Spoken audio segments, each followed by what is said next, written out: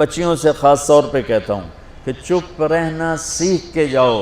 میں درد سے کہہ رہا ہوں، میرے ملک میں سسرال ظالم ہے، سخت ہے، بد اخلاق ہے۔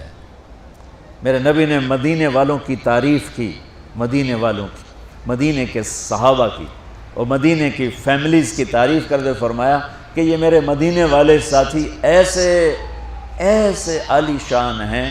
کس بات پہ عالی شان ہیں؟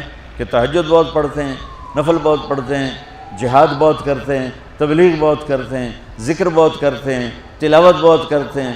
نہیں، سنو غور سے، فرمایا یہ میرے مدینے والے صحابہ یہ اتنے عالی شان ہیں، جب یہ کسی کی بیٹی کو لے آتے ہیں ڈولی میں ڈال کے تو آنے والی بچی کو ذرہ برابر احساس نہیں ہوتا ماں باپ کے گھر میں ہوں یا سسرال کے گھر میں۔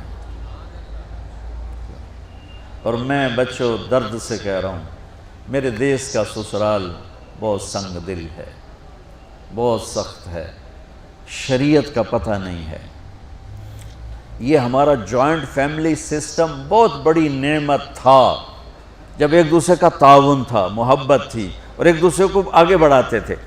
اب یہ مصیبت بن گیا ہے کہ اخلاق اچھے نہیں ہیں، زبان کا بول تیر کی طرح، چھری کی طرح، تلوار کی طرح کاٹ رہا ہے۔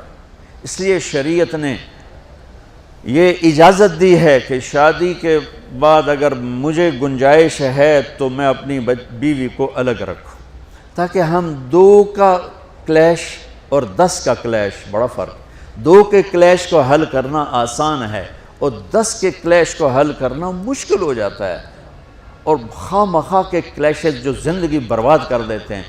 جس بچی نے میری نسل کو پالنا پڑھانا اور بڑھانا ہے، اسی کو میں تانے دے کے، جو اس کے پیٹ میں پرورش پا رہا ہے وہ تو پیدا ہوتے ہی نفسیاتی مریض ہوگا، چونکہ ماں پر جب ایسے پریشر پڑیں گے وہ پریشر بچے پر جائیں گے۔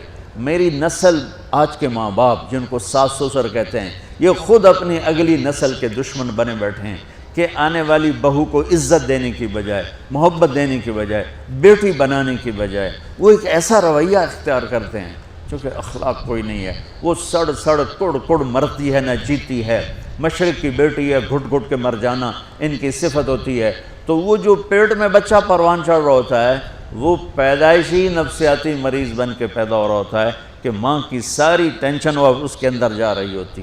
اس لیے میرے نبی کی شریعت کہ اگر میں مالدار ہوں تو میں اپنی بیوی کو الگ گھر لے کر دوں، اگر میرے پاس اتنی گنجائش نہیں اس کو کرائے پر لے کر دوں، اگر میرے پاس اتنی گنجائش نہیں تو پھر گھر میں اس کے لیے ایک کمرہ، ایک کچن، ایک ٹوائلٹ، یعنی ایک پورا پورشن اس کے لیے الگ ہونا چاہیے۔ وہ بیڈ روم اسی کا ہو، اس میں کوئی اور نہ ہے، وہ کچن اسی کا، اس میں اور کوئی نہ ہے، اس کا واش روم اسی کا، اس میں اور کوئی نہ ہے۔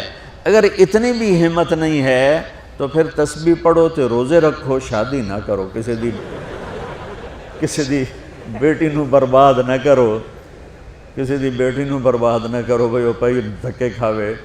اگر تم اتنا نہیں کر سکتے ہو تو پھر مسیح تے چاہ جاؤ، اعتکاف وچ بیٹھ جاؤ بس۔